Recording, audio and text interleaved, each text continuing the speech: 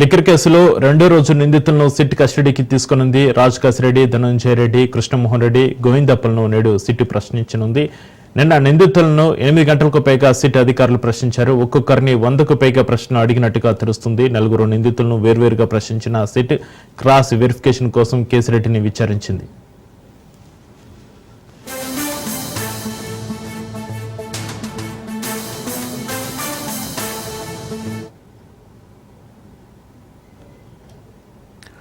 ఇక విచారణలో సిట్ ప్రశ్నలకు నిందితులు మౌనంగా ఉంటున్నారు. తను చార్టెడ్ అకౌంటెంట్ ను మాత్రమేనంటున్న గోవిందప్ప బాలాజీ తప్పించుకునే ప్రయత్నం చేస్తున్నట్టుగా తెలుస్తుంది. కమిషన్ల సొమ్ముపై పర్యవేక్షణ చేయలేదని మాజీ ఉన్నతాధికారులు సిట్కి చెప్పినట్టుగా తెలుస్తుంది. ఇక 8 మంది నిందితుల విచారణలో సిట్ కీలక విషయాలు రాబట్టినట్టుగా సమాచారం అందుతుంది. ఇవాల్టి విచారణలో నిందితులను ఏ విధమైన ప్రశ్నలు వేస్తారనేది ఉత్కంఠ రేపుతోంది.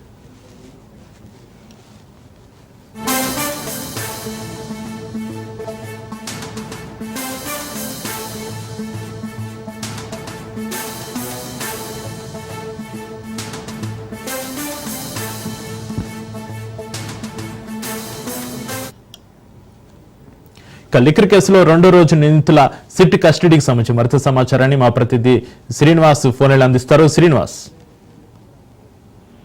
ఏపీ లిక్కర్ స్కామ్ సంబంధించినటువంటి కేసులో కోర్టు ఆదేశాల మేరకు ధనంజయ రెడ్డి, కృష్ణమోహన్ రెడ్డి, అలాగే బాలాజీ, గోవిందప్ప ఈ నలుగురిని కూడా అదుపులోకి నిన్నటి నుంచి కూడా 2 రోజుల విచారణ నిమిత్తం కూడా అధికారులు తీసుకుని సిట్ అధికారులు విచారణ చేస్తా ఉన్నారు. అయితే నిన్న మొదటి అయినటువంటి నిన్న మాత్రం ఉదయం 8 గంటల నుంచి కూడా విజయవాడ ప్రభుత్వ ఆసుపత్రికి తీసుకెళ్లి అక్కడి నుంచి వైద్య పరీక్షల అనంతరం కూడా విచారణ కొనసాగించారు. రాత్రి సాయంత్రం 6 గంటల వరకు కూడా ఈ విచారణ కొనసాగింది.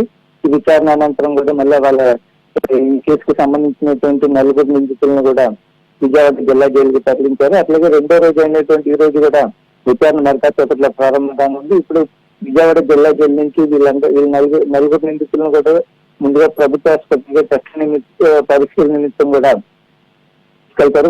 విజయవాడ ప్రభుత్వ ఆసుపత్రిలో వైద్య పరీక్ష అనంతరం మళ్ళా విజయవాడ పోలీస్ కమిషనర్ కార్యాలయంలో సిట్టాకి ఈ 4 తీసుకెళ్లి రెండో రోజు విచారణ మళ్ళీ కొనసాగించనున్నారు. సాయంత్రం 6 గంటల వరకు కూడా ఈ విచారణ కొనసాగే అవకాశం ఉంది. అయితే కేసిరెడ్డి, రాజశేఖర రెడ్డితో పాటు మిగిలిన 3 నిందితులను కూడా పూర్తి స్థాయిలో విచారణ చేసి ఈ కేసును కొలిక్కి తీసుకొచ్చే ఈ విధంగా కూడా సిట్ అధికారులు చూస్తా ఉన్నారు. ముందుగా ఏంటంటే దీంట్లో ధనంజయ రెడ్డి అట్లాగే కృష్ణమోహన్ రెడ్డి వీళ్ళని అరెస్ట్ చేసి జిల్లా జైలుకి వెళ్ళిన తర్వాత మొదటిసారిగా వీళ్ళని కస్టడీకి తీసుకోవడం జరిగింది.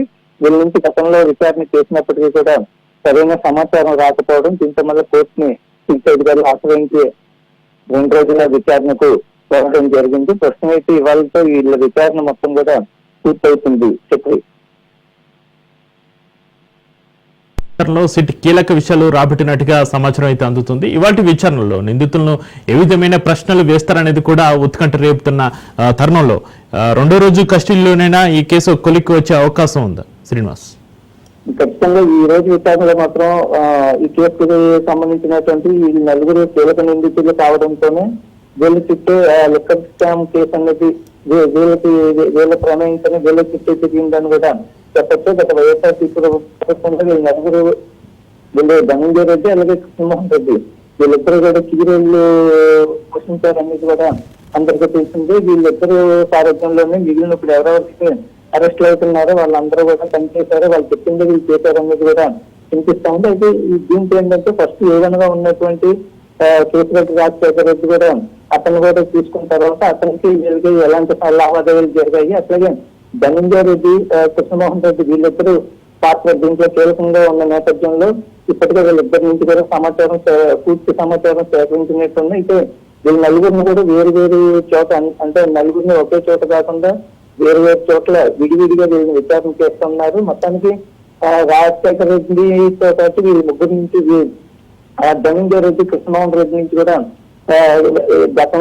గత విచారణలో కంటే ఈసారి విచారణలో సమాచారం రాబట్టినట్టు తెలుస్తా ఉంది. ఇప్పుడు ఈ రోజు అయితే ఈ ముఖ్యంగా ఏంటంటే ఈ ఫండ్స్ డైవర్షన్ మీద, అట్లాగే లావాదేవీలు ఏ విధంగా జరిగినాయి, వీటిని డైవర్ట్ అయిన ఫండ్స్ ఎక్కడెక్కడ ఇన్వెస్ట్ చేశారనేది ఈ మూడు కోణాలు, ఈ మూడింటికి సంబంధించి ప్రత్యేక దృష్టి పెట్టి దీని నుంచి ఈ మూడింటికి సంబంధించిన సమాచారాన్ని ముఖ్యంగా చిట్టు అధికారులు రాబడుతున్నారు. ఇప్పటికే దీనికి సంబంధించిన ఈ కేసు ఈ 2 రోజుల విచారణలో పురోగతిగా వచ్చినట్టు తెలుస్తా ఉంది. ఇవాళ సాయంత్రానికి పూర్తి స్థాయిలో విచారణ కంప్లీట్ అయిన తర్వాత దీనికి సంబంధించి అంటే వీళ్ళు విచారణ ఏ విధంగా జరిగిందనేది ఖచ్చితంగా తెలిసే అవకాశం ఉంటుంది. అయితే దీన్ని సిద్ధాధికారులు మాత్రం అఫీషియల్ గా మాత్రం చెప్పే అవకాశం ఉంటుంది. ఇందుకు కేసు ఇన్వెస్టిగేషన్ లో ఉన్నందువల్ల దీనికి సంబంధించిన ఎలాంటి ఇన్ఫర్మేషన్ కూడా బయటకు రాకుండా సిద్ధాధికారులు జాగ్రత్త పడుతూ ఉన్నారు. గతంలో కూడా సిపి దీనికి చీఫ్ గా ఉన్నటువంటి సిపి రాజశేఖర్ బాబును కూడా మీడియా అడిగినప్పటికీ కూడా అసలు విచారణ పూర్తయ్యేంత వరకు కూడా